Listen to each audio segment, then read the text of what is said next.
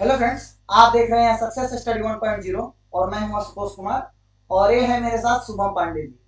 आज से ये आप लोगों के इतिहास के बारे में पढ़ाएंगे, यानी इतिहास को पढ़ने के लिए क्या सही अप्रोच होना चाहिए, इन सभी चीज़ों पे चर्चा करेंगे। और ये मॉडर्न इंडिया क्लास यानी सिस्टमेटिक तरह से लेक्चर, सिस्टमेटिक तौर पे लेक्चर, ये अगले लेक्चर से शुरुआत करेंगे। तो आज ये बताएंगे इतिहास के आधारभूत तत्वों के बारे में, कोई विशेष टॉपिक लेकर बताएंगे कि कैसे पढ़ा जाता है, कैसे इतिहास को समझा जाता है। तो आप सभी का इस विशेष सेशन में बहुत बहुत स्वागत है। और शुभम जी, आपका भी सक्सेस स्टडी 1.0 पे बहुत बहुत स्वागत है। तो आप अब बताइए हमारे प्यारे व्यूअर्स को कि कैसे इतिहास को पढ़ने के लिए सही अप्रोच होना चाहिए और इतिहास में किन किन तत्वों को ध्यान देकर दिया जाना चाहिए, यानी ध्यान देकर पढ़ा जाना चाहिए। तो बहुत बहुत स्वागत है आपका। अब आप लीजिए क्लास। बहुत बहुत धन्यवाद आशुतोष जी, मोस्ट वेलकम आपका। जो आपने मुझे सुनहरा मौका प्रदान किया। तो फ्रेंड्स, आज मैं आपको एक अच्छा सा आधुनिक इतिहास का एक टॉपिक लेकर आ रहा हूँ, जो आप जानते हैं कि 1857 की क्रांति। ठीक है, तो 1857 की क्रांति। तो फ्रेंड्स, सबसे पहले हम इस क्रांति को नाम दें कि इस क्रांति 1857 की, इसका क्या क्या नाम पर। सबसे पहले इसका नाम, तो इसका नाम में देखिए कई सारे मतभेद है। अंग्रेजी इतिहासकारों का ये कहना है ये एक सिपाही विद्रोह था, जबकि भारतीयों का ये कहना था, भारतीय इतिहासकारों का कहना था ये भारत का प्रथम स्वतंत्रता संग्राम था। ठीक है, तो जब जैसे देखा जाए, जैसे अंग्रेजों का अपना नजरिया है, वो तो तुक समझेंगे ही। तो अब फिर हम बात को, अपने टॉपिक को आगे बढ़ाते हैं। तो आते हैं कि क्या ये विद्रोह का जो सबसे पहले इसका क्या, कैसे विद्रोह स्टार्ट कैसे हुआ। ठीक है, किसी भी घटना का स्टार्ट कैसे होता है, फिर इसके बाद हम आगे की प्रक्रिया हम जानेंगे। ठीक है, तो फ्रेंड्स, इसके स्टार्ट होने के मतलब शुरुआत होने की प्रक्रिया को मैं बताना चाहूँगा कि इस क्रांति की शुरुआत 10 मई 1857 को मेरठ से हुई थी। लेकिन उसके पहले जो थोड़ी सी जो एक पीछे थोड़ा चलते हैं हम, कि वर्ष 1856 में दिसंबर में अंग्रेजी सरकार ने एक नई बंदूक का इस्तेमाल किया था, जिसका नाम था एनफील्ड राइफल। तो फ्रेंड्स, उस राइफल में एक अफवाह फैली थी, या हकीकत भी थी, कि गाय और सुअर की चर्बी से बने कारतूस उस राइफल में इस्तेमाल किए जा रहे हैं। तो आप लोगों को पता ही होगा कि हिंदू धर्म में गाय एक पवित्र पशु है, और मुस्लिम धर्म में गाय सुअर को अछूत माना जाता है, यानी कि उसको नहीं छू सकते हैं। तो ये कारतूस में गाय की चर्बी और सुअर की चर्बी, जैसे हिंदुओं का धर्म भ्रष्ट, मुस्लिमों का धर्म भ्रष्ट। तो सबसे पहले इसको आप एक सिस्टमेटिक वे में लेकर चलिए, कहानी के तौर पे। ठीक है, मैं वही समझाना चाहूंगा आप लोगों को भी। तो मैं किताब से कुछ नहीं पढ़ा रहा हूँ, मैं बस कलम हाथ में रखा हूँ, लेकिन मैं किताब की कुछ नहीं पढ़ा, बस केवल मेरा आप लोग लेक्चर ध्यान से सुने। इसमें मैं जो भी है, जितने पॉइंट्स बनते हैं बुलेट पॉइंट, वो मैं आपको समझाऊंगा। आप इस आधार पे आप किसी भी ग्रेजुएशन के पेपर का भी इस्तेमाल दे सकते हैं, किसी भी कंपटीशन की तैयारी में आप पेपर लिख सकते हैं, एमसीक्यू भी हो और सब्जेक्टिव क्वेश्चन को भी आप इससे तैयार कर सकते हैं। ठीक है, तो इसके पहले हम देखते हैं कि इसकी शुरुआत जो है, एनफील्ड राइफल जो आई थी, तो वर्ष 1857 में जनवरी में एक दमदम स्थान है। ठीक है, बहुत डीपली मैं बता रहा हूँ आप लोगों को। जो दमदम उस समय बंगाल में पड़ता था, उस वहां पे अफवाह फैली। धीरे धीरे वो अफवाह फिर एक और जगह फैली, बहरामपुर में, वो भी बंगाल में ही था। फिर वो अफवाह फैली बैरकपुर में। बैरकपुर से आप लोग समझ गए मैं किसका नाम लेने वाला हूँ, यानी कि मंगल पांडे। मंगल पांडे को जब पता चला कि इसमें गाय और सुअर की चर्बी मिली हुई है, इस कारतूस में, उन्होंने कारतूस को इस्तेमाल करने से इनकार कर दिया। जिसके विरोध में जब अंग्रेजी अधिकार ने, अंग्रेज ईस्ट इंडिया कंपनी के अधिकारी ने उन्हें विवश किया कि आपको गोली चलानी होगी भारतीय सिपाही को, सबने इनकार कर दिया, जिसका नेतृत्व मंगल पांडे कर रहे थे बैरकपुर में। तब क्या हुआ कि मंगल पांडे सामने आए, जो कि वो नेता थे, नेता बन चुके थे। तो वो सामने आए और उन्होंने दो अधिकारी, अंग्रेज अधिकारी को गोली चला दिया। एक था जनरल बाग और एक था सर्जेंट कैप हयूरसन। ठीक है, जनरल बाग और एक सर्जेंट था हयूरसन, उन दोनों पे ये गोली चला दिए। कब? 29 मार्च को 1857 को। तब अंग्रेजों ने उनको गिरफ्तार कर लिया, और तत्पश्चात उनको 8 अप्रैल 1857 को फांसी की सजा दी गई। ठीक है, तो जिससे काफी देश में, पूरे देश में यह खबर फैली कि मंगल पांडे, एक भारतीय सिपाही को फांसी की सजा दे दी गई, मृत्यु को प्राप्त कर दिया गया। तो इसी पर काफी सारे देश में सब मतलब विद्रोह का एक स्वरूप तैयार हो चुका था। तो इसका पहला स्वरूप देखा गया आपको मेरठ में। तो मेरठ में इसका क्या हुआ कि मतलब सैनिक थे जो, जिन्होंने इसका इस्तेमाल करने से इनकार कर दिया, तो लगभग 85 सैनिकों को कैद कर लिया गया और उन्हें 10 साल की सजा दे दी गई और उनके जितने भी हथियार थे उनको छीन कर जब्त कर ली गई। इसी के विरोध में सिपाहियों ने 10 मई को मेरठ से विद्रोह का आरंभ किया। घुड़सवार जितने सैनिक थे वो सभी घोड़ा पर सवार होकर दिल्ली की तरफ पहुंच गया। दिल्ली पहुंचे उन्होंने 11 मई को दिल्ली पहुंचे और बहादुर शाह जफर को केंद्रीय नेतृत्व का नेता दिया, क्योंकि ये एक बड़े पैमाने पर विद्रोह था। इसमें कोई छोटा नाम से काम चलने वाला नहीं था, इसको बड़े पैमाने का नाम देना था। जो कि उसको मुगल वंश का एक राजा था बहादुर शाह जफर, या फिर उसको द्वितीय भी कह सकते हैं। तो उनका नाम इसको विद्रोह का में उनका नाम देना जरूरी था। मेन जो हेडिंग होता है ना, हेडिंग वही देना जरूरी था, ताकि उनका ही नेतृत्व हो जाएगा तो पूरे भारत में ये विद्रोह फैल जाएगी। ठीक है, सीमित विद्रोह नहीं होगा। तो इसके कारण वो नेतृत्व उस समय बहादुर शाह जफर काफी बुजुर्ग हो चुके थे। तो असल में इसका नेतृत्व किया था उनका सेनापति बख्त खान ने। ठीक है, तो बख्त खान ने इसका नेतृत्व किया था। तो सिपाहियों ने दिल्ली पर अधिकार कर लिया। दिल्ली को, वहां पर अंग्रेजों को मार भगाया, अंग्रेजों को काफी ज्यादा उनके जितने अड्डे थे सबको तहस नहस कर दिया, सभी हथियार छीन लिए गए उनको, उनको बहुत सारा वहां पर प्रताड़ित किया गया अंग्रेजों को। सिपाही बहुत क्रूर हो चुके थे, बहुत आक्रोश हो चुके थे। वो भी होंगे ही, क्योंकि धर्म का मामला था भाई, उनका धर्म भ्रष्ट होने वाला था। और आप जानते हैं कि धर्म में तो युद्ध भी हो सकता है। ये तो कोई भी धर्म है, हिंदू या मुस्लिम हो, लेकिन हाँ, इस क्रांति में हिंदू मुस्लिम एक हो चुके थे, एक ही छाता के नीचे दोनों आ चुके थे। यही इसकी उपलब्धि मानी जाती है। इससे अंग्रेज काफी घबरा गए, क्योंकि एक ऐसी क्रांति हुई जिसका परिणाम आप आगे देख भी सकते हैं। जो आगे जो इस क्रांति का विफल हुआ, उसके बाद अंग्रेजों ने क्या क्या प्रावधान किया। अंग्रेजों ने इसके बाद यही नीति लाई कि कैसे हिंदू मुस्लिम को अलग किया जाए, इनमें क्या कोई एकता का भाव जो है उसको समाप्त कर दिया जाए। तो ये आगे हम अगले इतिहास से जो मैं पढ़ाऊंगा तो मैं आपको विस्तार से इस पर चर्चा करूंगा। ठीक है, तो अभी हम लोग पहुंचे थे कि वहां पे जो विद्रोही जो है वहां पर दिल्ली पर अधिकार करके केंद्रीय नेतृत्व प्राप्त हो चुका था। लेकिन देखिए, मैं बता दूं कि ये जो आपको मैं इसका एक कुछ स्वरूप बताना चाहता हूँ कि समझिए ये विद्रोह कैसे उठा। क्या इसके पहले जो राजनीतिक कारण नहीं थे, आर्थिक कारण नहीं थे, सामाजिक कारण नहीं थे, धार्मिक कारण नहीं थे, वो भी थे। फिर कैसे ये 10 मई को ही शुरुआत हो गई? हम ये कहेंगे, इसका एक यही कहेंगे कि समझिए एक बारूद का ढेर था।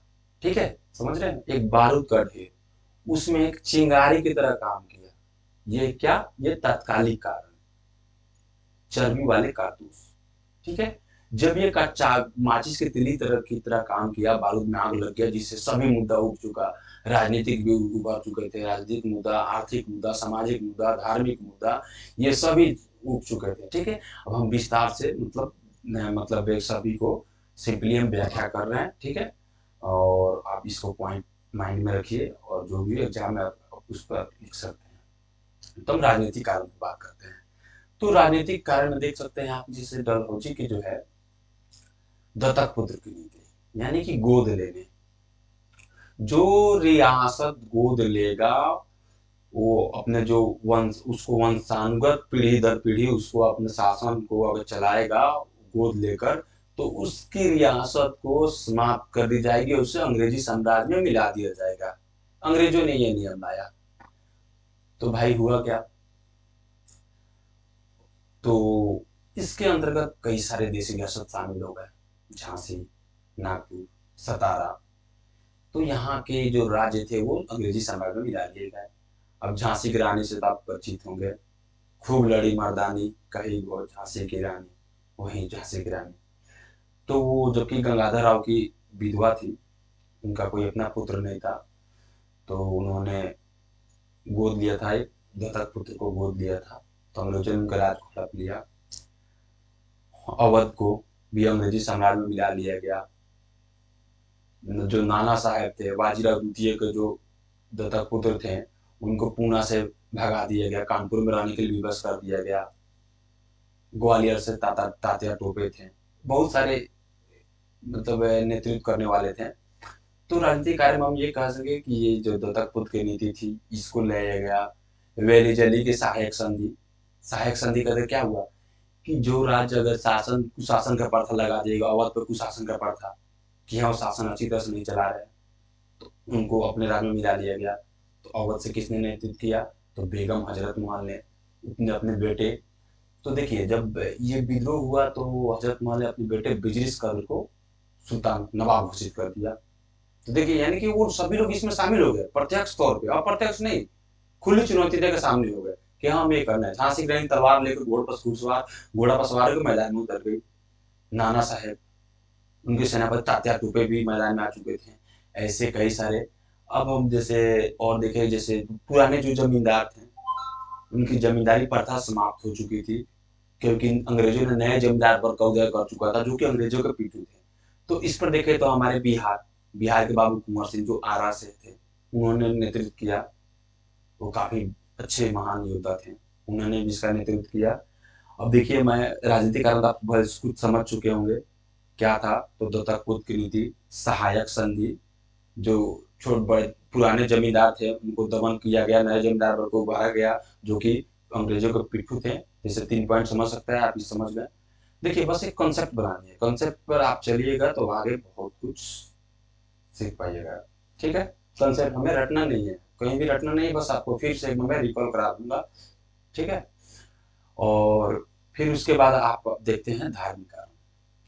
तो अंग्रेजों ने धार्मिक कारण में ये किया कि सबसे पहले मैं बता दूं कि 1813 में एक चार्टर आया था। उस चार्टर के द्वारा ईसाई मिशनरियों को भारत में आकर ईसाई धर्म का प्रचार करना की अनुमति मिल गई थी। तो जिससे भारतीयों को ये लगा कि हमारे धर्म का भ्रष्ट होगा, अब हमारा धर्म परिवर्तन होगा, हम ईसाई धर्म में परिवर्तित हो जाएंगे। धीरे धीरे सबको ईसाई बनाने में लगे हुए अंग्रेज। और जो ईसाई धर्म को अपना लेता, जो क्रिश्चियनिटी को अपना लेता था, उसकी पदोन्नति की जाती थी, उसको पद को उन्नति कर दिया जाता था, उच्च स्तर कर दिया जाता था। लेकिन जो भारतीय धर्म को अपनाते थे, जो चेंज नहीं करते थे, उनको अपमान किया जाता था, प्रताड़ित किया जाता था। तो ये भी देख सकते हैं धार्मिक कारण में।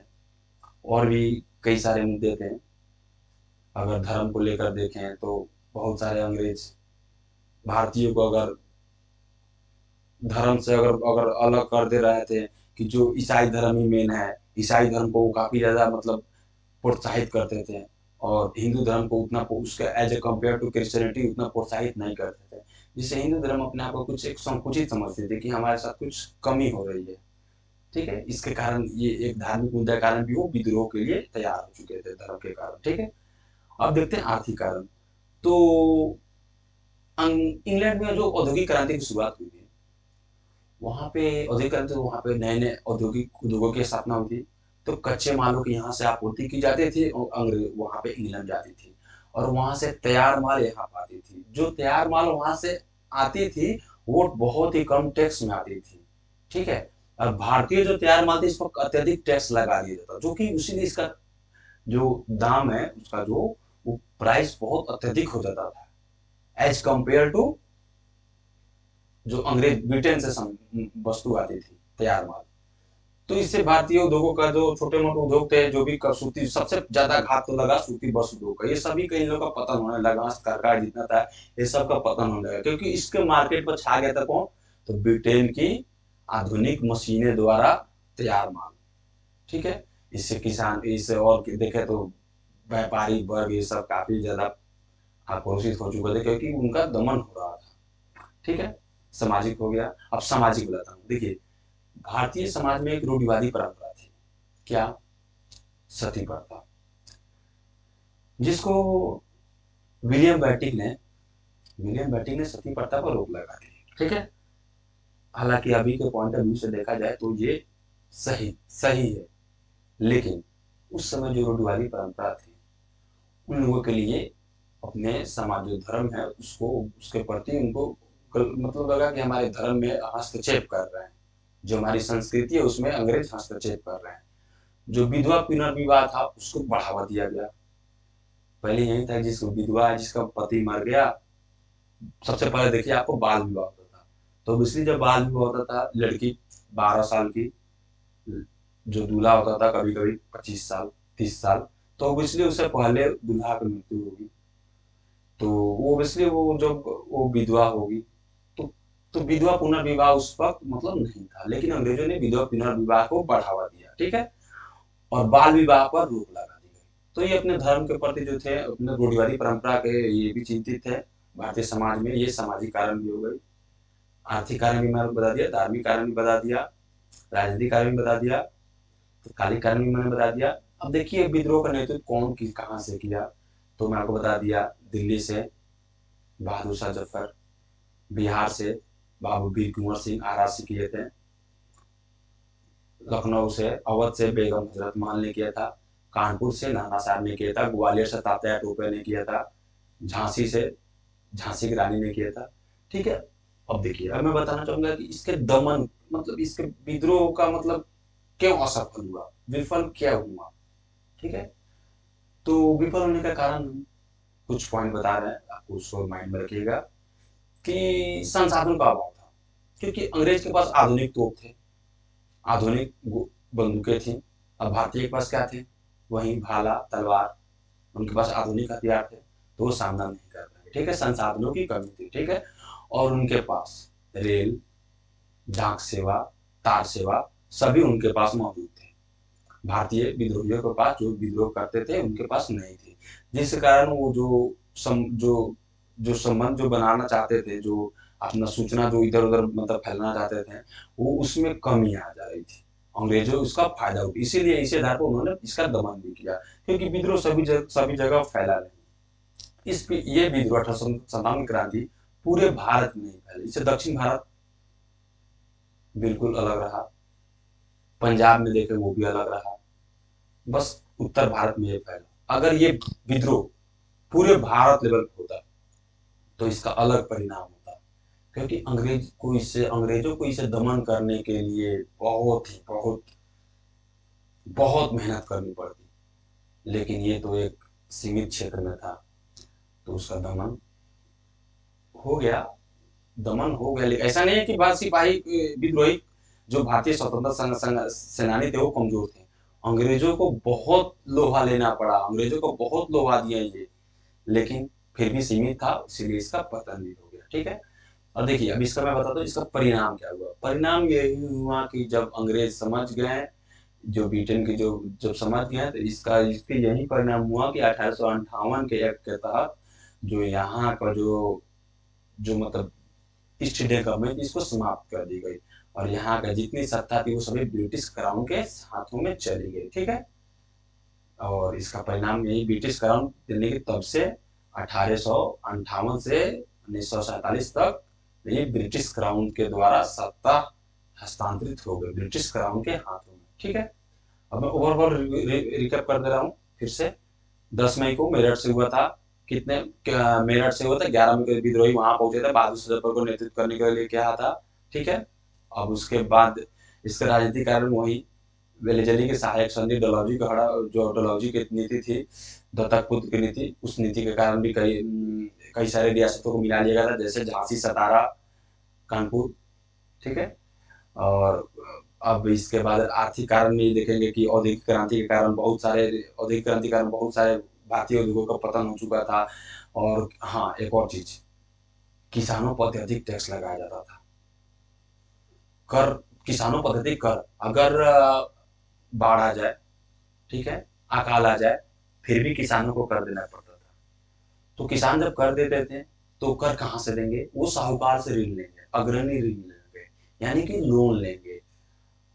फिर अगले साल जब उसका भरपाई करेंगे तो वो लोन अत्यधिक ज्यादा, उसका जो ऋण था अत्यधिक बढ़ चुका होता था, तो वो पूरा नहीं कर पाते थे, जिसके कारण वो फिर अपने मवेशी को बेच देते थे, जो साहूकार उनके जमीन पर मतलब अटैक कर देता था।